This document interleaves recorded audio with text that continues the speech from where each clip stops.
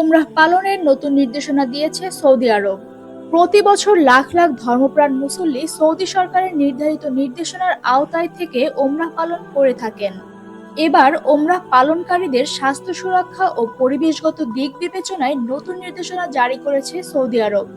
এই নির্দেশনায় মক্কার মসজিদুল হারামে ওমরার তাওয়াফ ও সাই শেষ করার পর শুধু অনুমোদিত নাপিতের কাছেই চুল কাটানোর পরামর্শ দেওয়া হয়েছে।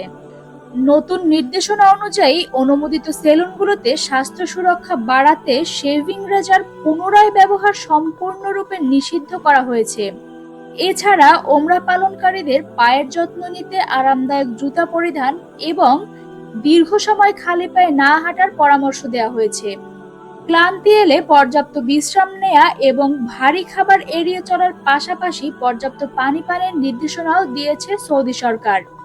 দেশটির হজ ও ওমরাহ মন্ত্রণালয় জানিয়েছে, ওমরার ভিসার মেয়াদ ৩০ দিন থেকে বাড়িয়ে ৯০ দিন করা হয়েছে, যা মুসল্লিদের জন্য বিশেষ সুবিধা এনে দেবে।